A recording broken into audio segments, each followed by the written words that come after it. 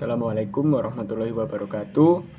Salam sejahtera bagi kita semua. Om Swastiastu, Namo Buddhaya dan salam kebajikan. Perkenalkan, saya Hanif Dava Duki Prastya dengan NPM 23041010098. Di sini dalam rangka pemenuhan tugas evaluasi tengah semester mata kuliah Ekonomi Politik, saya akan mencoba untuk menjabarkan soal yang sudah diberikan oleh dosen pengampu. Untuk soal pertama, kita diminta untuk menjelaskan hubungan antara ekonomi dan politik menurut Aristoteles. Sepemahaman dari saya atas apa yang sudah saya pelajari sebelumnya, Aristoteles menjelaskan bahwa dua aspek ini tidak bisa dipisahkan dan saling berkaitan satu sama lain. Hal itu dikarenakan ekonomi ini merupakan instrumen penting. Ekonomi ini merupakan sebuah pemenuhan kebutuhan dasar manusia. Sehingga ketika kebutuhan dasar manusia tersebut dapat tercapai, diharapkan manusia dapat memberikan waktu luangnya, dapat memberikan kemampuannya, dapat berkontribusi secara aktif dan berpartisipasi dalam politik. Gitu.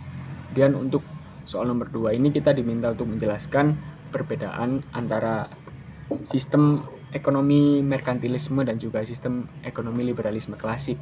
Kembali lagi saya tekankan, sepemahaman saya, sistem ekonomi merkantilisme ini merupakan sebuah sistem yang menekankan bahwa negara memiliki kekuatan yang absolut. Negara ini memiliki dominasi yang kuat terhadap perekonomiannya, sehingga negara memonopoli perdagangan dengan seperti meminimalisir impor, kemudian menekan atau mendorong ekspor. Tujuan utamanya adalah untuk meraih kekayaan nasional dalam bentuk logam mulia seperti emas ataupun perak. Berbanding terbalik dengan sistem ekonomi merkantilisme, sistem ekonomi liberalisme sendiri, liberalisme klasik ini itu menekankan bahwa negara tidak lagi atau tidak memiliki intervensi, tidak campur tangan terhadap sistem perekonomiannya, sehingga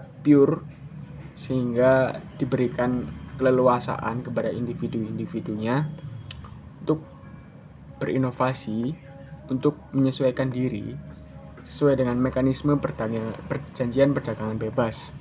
Karena dalam sistem ini meyakini bahwa ketika individu diberikan keleluasaan, maka pengalokasian sumber daya dan kemakmuran yang dicapai ini bisa lebih efisien dan optimal begitu. Kemudian untuk soal nomor 3 kita diminta untuk menjelaskan apa konsep invisible hand menurut Adam Smith dan bagaimana pengaruh konsep tersebut terhadap kebijakan publik.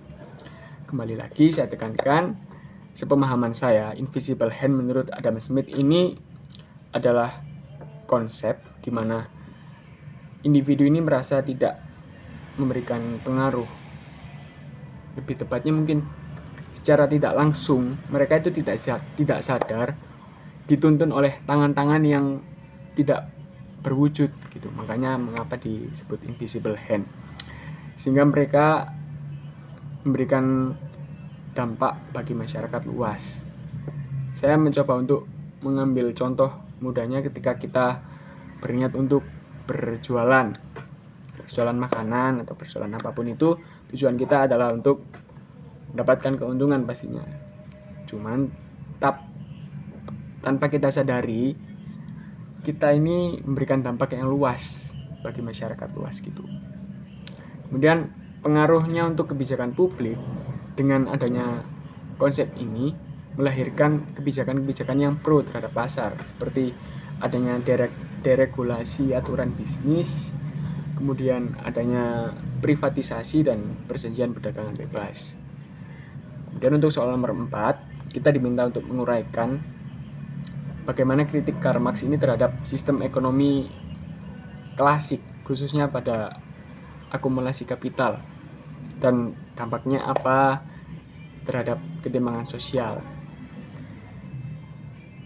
Kembali lagi saya tekankan, sesuai dengan apa yang saya pahami setelah saya pelajari, kritik Karl Marx ini terjadi dikarenakan adanya ketidakadilan dalam sistem ekonomi klasik, khususnya pada akumulasi kapital ini.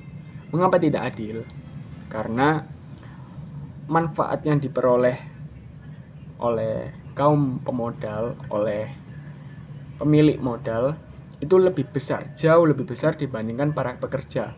Karena para pemilik modal ini mencuri lah, ibarat kata kayak mengambil alih nilai lebih yang sudah diberikan dari kerja keras oleh para pekerja. Sedangkan para pekerja ini seperti hanya diberikan upah yang sangat rendah, hanya cukup untuk melanjutkan hidup, untuk kebutuhan sehari-hari begitu. Dan dampaknya terhadap ketimpangan sosial ini tentu sangat jelas. Karena menurut saya dampak yang bisa diakibatkan adalah adanya sistem ekonomi klasik yang seperti itu, terutama terkait akumulasi kapital itu, melahirkan hukum seperti yang kaya makin kaya, yang miskin makin miskin. Dan otomatis para pengusaha kecil akan mati karena adanya monopoli oleh kaum tertentu, monopoli oleh para pemilik modal yang sangat banyak, sangat tinggi. Dan tentu saja akan menyebabkan semakin tingginya, semakin lebar jarak ketimpangan sosial yang ada. Kemudian untuk nomor terakhir, kita diminta membandingkan pendekatan ekonomi liberal dan ekonomi sosialis dan terhadap mengatasi masalah ketimpangan sosial. Dan kita juga diminta untuk memberikan pendapat atau memilih, lebih tepatnya lebih gampangnya memilih pendekatan mana yang menurut kita lebih relevan untuk saat ini. Kembali lagi saya tekankan, sesuai dengan apa yang saya pahami, pendekatan ekonomi liberal dalam menghadapi atau menyikapi adanya ketimpangan sosial ini menganggap bahwa ketimpangan ini merupakan hal yang wajar.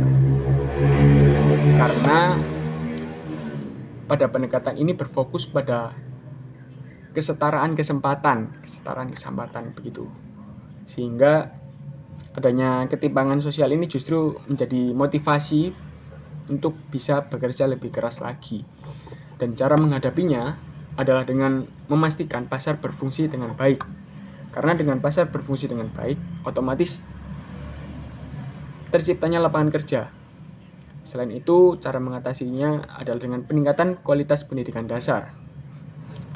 Dan cara mengatasi lainnya adalah dengan seperti memberikan seperti semacam bantuan sosial. Ya, bantuan sosial untuk kelompok yang rentan secara selektif pastinya, untuk kelompok yang memang benar-benar membutuhkan. Kemudian untuk pendekatan ekonomi sosialis sendiri dalam menyikapi adanya ketimpangan sosial adalah menganggap bahwa ketimpangan sosial ini merupakan hal yang tidak wajar. Karena dalam pendekatan ini itu berfokus pada kesetaraan hasil akhir. Sehingga cara mengatasinya pun berbeda. Cara mengatasinya itu tidak sama dengan pendekatan ekonomi liberal, di mana cara mengatasi adanya ketimpangan dari berdasarkan pendekatan ekonomi sosialis ini itu dengan negara yang memiliki pengaruh yang tinggi dalam menguasai industri-industri penting. Kemudian orang kaya ini diberi pajak yang sangat tinggi dan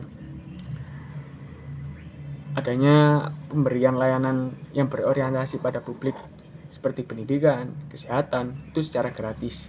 Karena balik lagi seperti yang sebelumnya saya jelaskan bahwa dalam pendekatan ini tuh berorientasikan atau kayak berfokusnya pada kesetaraan hasil akhir.